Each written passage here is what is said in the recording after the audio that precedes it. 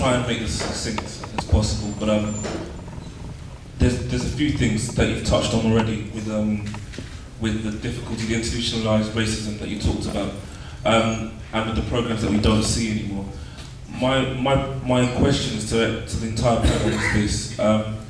First off, with immigration being the way it is, or the way it's become, do we still have a distinct black issue still going on, or is it by media or by the way things have become that things have started to become integrated, where kids nowadays from all different races will integrate and mingle and fall under the same, just also be tarred with the same brush, and therefore to have a sort of distinct black issue where we put that through the media with black programs and black awareness, is that still as distinct as it used to be? Second off, the second question is that with a massive move to materialism and I know it's a massive subject, materialism and advertising, the new generation coming through, it's difficult to see how they can rise up and do things that their parents were doing and people before them,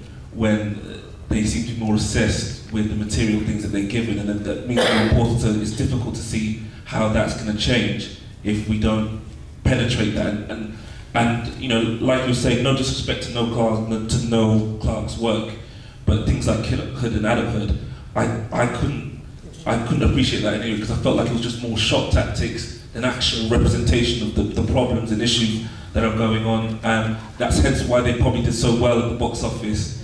And it's that kind of thing where I sit there and go, does our youth really care? They're more interested in those sorts of things, and the things that they do digitally are generally just either it's all about jokes or it's all about something else. And I don't know. Just the question is, I guess, is how do you tackle that? And going back to do we still have a distinct avenue to bring out black awareness without sort of trampling on other races' awareness and saying that ours is more important than yours, and creating that issue there? Okay. You have just touched on a very the complexity of what we're dealing with, and it relates to, I think, what we've been saying so far. And Stephen put it as institutional racism. I want to go a little bit further and talk about the situation in relation to censorship. Censorship is prevalent in the British media. I heard somebody on the radio say recently, this is Britain, you can say what you like. The BBC is supposed to be very fair and non-partisan, etc. We know this is not true. The point is, it's very sophisticated. The way censorship works in Britain is very sophisticated. And part of the way in which it works is to talk about diversity in terms of integration, but then within that integration there is marginalization. So you know your place and you become silent, you'll be silenced somewhere else. There's another issue here within the British media. I mean, those of you who probably study media history, you realize the 80s we had Channel 4, and then something happened at the end of the 80s and black people kind of disappeared, etc. And every so often the BBC will start getting sweaty and say, yes, we know there are no black producers, no black directors. We will start a workshop to look for the new black producers. And they do that every 5 or 10 years or something like that. And wait up for the next one, okay? They don't tell you what have happened to those new people who were here in the 70s or the 80s or the 90s. They all, you disappear after you be new, and there's no continuity. Okay, there's no institutional framework for developing. So young people are coming up making programs on digital formats, distributing them through alternative platforms, but they don't know who Horace Ove is. That's nonsense. If you are a filmmaker and you don't know who Alfred Hitchcock is, it's just as bad as not knowing who. If you're a black filmmaker and you don't know who Horace Ove is. But that's structured, that's deliberate, to break the continuity from the past. Now, there's nothing distinct when you say distinct, black culture is not an no culture is exclusive. Okay, so you can't talk about the distinctiveness of black culture as something isolated. We've always, and everybody, even though Britain denies it, which is probably part of what a history will illustrate, that British culture is incorporating other cultures. It's been doing that for thousands of years. That's the nature of Britain. You've just had a royal family jubilee. I don't take note of these things. But if you look at their lineage, they don't come from Britain, the British Isles. Okay, they are foreigners like everybody else. Okay? So if you want to put it even in those crude terms, we understand that integration, incorporation, cosmopolitanism is part of the social and cultural development of every community, every country. Okay? When we come to integration here, that is not supposed to negate identities. So there's no way you can say because a young kid likes reggae music, the Prime Minister knows who Bob Marley is, and Tony Blair might have smoked a spliff here and there, that we are all one. Okay, this is not what we're talking about. The point is to have your narrative that accounts for your presence in the current times. And the television institutions in this country are geared towards negating that black presence. I am not against young people making films on digital. In fact, I think it's great. And the fact that they can do it when it couldn't be done 20 years ago is important. But you still have to pay your TV license, whether you watch your TV or not.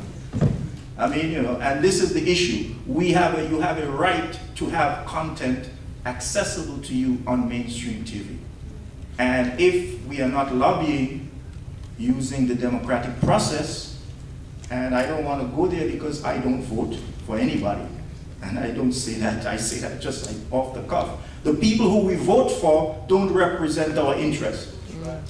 And that's the issue of the black community in Britain at this moment. There's nobody representing black interests or African Caribbean interests in particular anywhere where it matters. And in the end, that's really what the difference is going to be about. Can I add on to what Imruh has just said?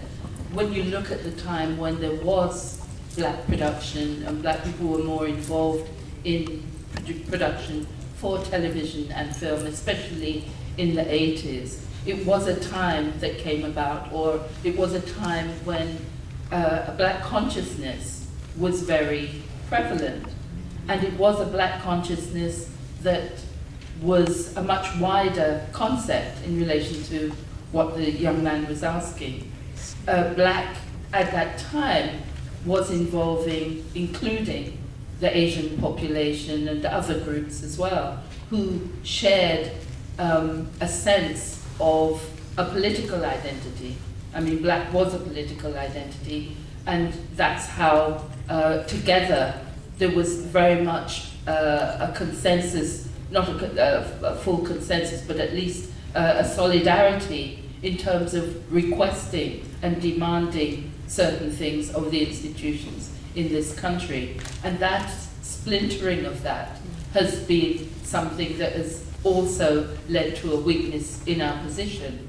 And I think, you know, what's been said up here about the lack of consciousness and the lack of a voice for demanding what we need, and you know, our participation and our visibility is something that we have to take on board and maybe look at, because I think although there has been some presence for the Asian, you know, the Asian population on television, that has been very sporadic, and then suddenly it all disappears as well. So it's not something that has been achieved in any sense, and we still have to pursue it in the terms that Imruh suggested. I just wanted to respond to brother's comments about Noel Clarke and youth film. I think that in any stage of development, there will be a stage where the artist has to sharpen and develop their craft. And that's why, for me, I'm not going to get into running down people like Noel Clarke. There's so much space in terms of being able to articulate the range of experiences of the black community that is not being taken up. So my kind of response to those people that criticize them is you go out and make your films. You go out and tell your stories. Right. I want to see love stories. I don't just want to see films about dance. I want to see films that have strong narratives. I want to see films that actually touch me emotionally. And I'm sure that there are people out there, likewise, who want to see those films up on the screen. But unless people are actually putting their money, their time and effort where their mouths are, those films are not going to be made. I'll give you an example. African film at the moment, there's a whole new wave of brilliant African films coming out. And yet we don't see them featuring in our cinema. Viva Riva featured, I think, a few weeks ago on Film 4. But in terms of the way that that film was celebrated internationally, it did nothing here. Many, many films like that. Waneri Kayu from Kenya, short film Pumzi, which won at a whole series of awards worldwide. Again, this is a young filmmaker who you will know about in the future, but not many people are going to hear about these films on mainstream television at the moment. We talked about, institutionalized racism, but I also feel there's another dimension to it, which probably relates to the work that Stephen has done, which is that also the narrative in terms of film's historical development has to change. When you look at something like Hollywood, you cannot discuss the development of Hollywood without looking at the issue of race. And I need to point out that Birth of a Nation was not just a racist film, but that set the template for how modern films were made. You go back before that, we looked at Oscar Micheaux. You saw in the clips of Elizabeth Welch and Paul Robeson. Elizabeth Welch and Paul Robeson were players who worked under Oscar Micheaux. He's a black filmmaker who worked in the silent era, for those of you that don't know, and who basically stepped out and tried to make films off his own back using money supported by farmers in South Dakota, right? Now, if you don't know that stuff, right, you can't come and talk to me about black film. You can't come and talk to me about criticizing Noel Clarke, because I know how hard and how tough it is to get those things off the ground. Yeah. What he's doing, he's creating the space for others to come behind him. And hopefully the kind of films that you and I want to see will be made. But we have to be mindful of the fact that there are certain processes that Imruh and June have alluded to that they have to go through just to get those things made. And also to remember and to discover why Paul Robeson and Elizabeth Welch and that whole generation of African Americans found the climate in Britain more welcoming and had more access to major roles in film and theatre. As Imruh says, it's all problematic and has to be put in some sort of context, as we did with that Paul Robeson film in January, that is problematic, but still groundbreaking stuff, because they weren't doing that in Hollywood. They still had step and fetch it, but we gave Paul Robeson, our British film industry gave Paul Robeson. I'm a bit worried about that guy at the back of his hand. He's been up, had his hand up for a long time. Yeah, me too. Yeah. All right.